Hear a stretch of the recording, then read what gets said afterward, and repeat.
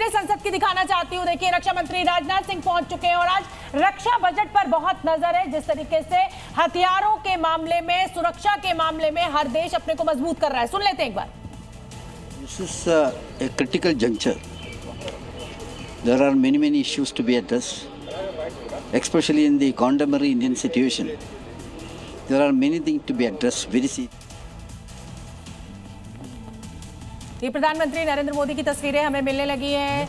संसद पहुंच चुके हैं प्रधानमंत्री और कैबिनेट की बैठक खत्म होने के बाद मुझे लगता है कि ये सब लोग निकले होंगे, या तस्वीरें अगर हमें डिले मिल रही होंगी तो ये कैबिनेट बैठक के लिए जा रहे होंगे, क्योंकि इस समय कैबिनेट की बैठक बजट को अप्रूवल के लिए इस समय चल रही है और उसमें अप्रूवल मिलेगा। उसके बाद निर्मला सीतारमण वित्त मंत्री अब से ठीक 35 मिनट बाद इस बजट को देश के सामने रखेंगी, संसद के पटल पर रखेंगी और जो भी योजनाएं, घोषणाएं या जो भी राहत मिडिल क्लास को देने की बात हो रही है, बुजुर्गों को देने की बात हो रही है, चाहे इंफ्रास्ट्रक्चर सेक्टर में पैसे लगाने की बात हो रही है, चाहे जिसे कहा जाए हेल्थ सेक्टर की बात हो रही है, एजुकेशन सेक्टर की बात हो रही है, पर कैपिटा इनकम बढ़ाने की बात हो रही है, वो सब कुछ देश के सामने आ जाएगा। देखिए, एक बड़ा तबका, एक बड़ा वर्ग है जो 60 प्लस है, यानी कि सीनियर सिटीजन, जिसकी बात हो रही थी। और अभी हमने एक ब्रेकिंग भी चलाई थी जिसमें था कि सीनियर सिटीजन को टिकटों में छूट संभव है। अक्कू सर, ये बहुत बड़ी शिकायत है। और उसके बाद मीनाक्षी जी आपकी भी टिप्पणी लेंगे, बहुत देर से आई नहीं है मीनाक्षी जी के पास। कब हमें फिर से बहाल करोगे?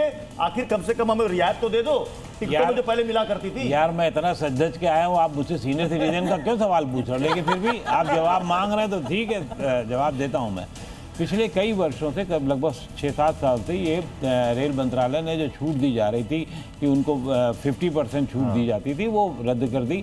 और अभी तक, पिछले कुछ महीने तक, 5-6 महीने तक रेल मंत्रालय की कतई मंशा नहीं थी कि ये छूट दी जाए। अनटिल अनलेस अभी अगर होगी तभी जब वो उसका एक पॉलिटिकल दबाव होगा, और वो पॉलिटिकल दबाव शायद होता हुआ नजर आ रहा है। अनुज जी बताना चाहते हैं कि न्यू रिजीम में सीनियर सिटीजन के लिए कोई राहत नहीं। अनुज जी, न्यू रिजीम में भी सीनियर सिटीजन के लिए कोई स्पेसिफिक स्लैब नहीं है, नॉर्मल स्लैब में आते हैं, तो टैक्स में भी सीनियर सिटीजन को न्यू रिजीम में भी बेनिफिट मिलना चाहिए। हाँ, सर आप जी, ये जो टैक्स रिबेट की बात चल रही है, सीनियर सिटीजन्स की बात चल रही है। हाँ, सीनियर सिटीजन्स को जो हार्डशिप है उनको ध्यान में रखते हुए, क्योंकि हेल्थ पर उनका खर्चा बहुत ज़्यादा है और मोबिलिटी और ट्रांसपोर्ट में भी उनको खर्च करना पड़ता है, तो मैं इस बात से बिल्कुल सहमति व्यक्त करता हूँ कि सीनियर सिटीजन्स के टैक्सेशन को हमें आम टैक्स पेयर से नहीं मिलाना चाहिए। टैक्स में राहत क्या है या सबके टिकटों में छूट?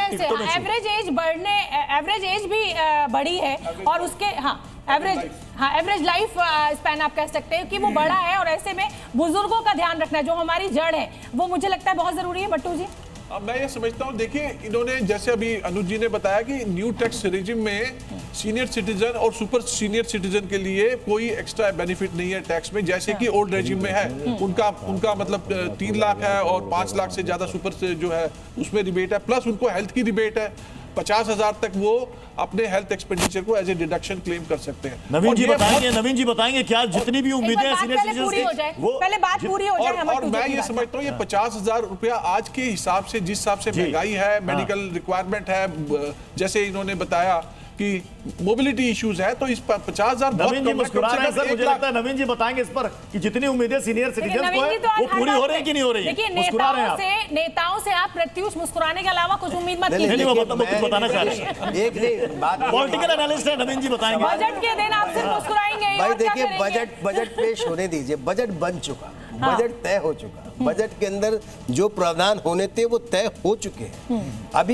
अब मिनटों में समय बचा है, जिसके बाद देश का बजट सबके सामने आएगा। मुझे लगता है ये कि अभी तक जिस प्रकार से संजीदा सरकार है वो सबके बारे में सोची, तो ये भी सोचेगी। और यही कारण था कि जैसे राज भाई दवाइयों के बारे में कह रहे थे मुनाफाखोरी बढ़ रही है, सही बात है, यही कारण था कि प्रधानमंत्री जन औषधि लेकर के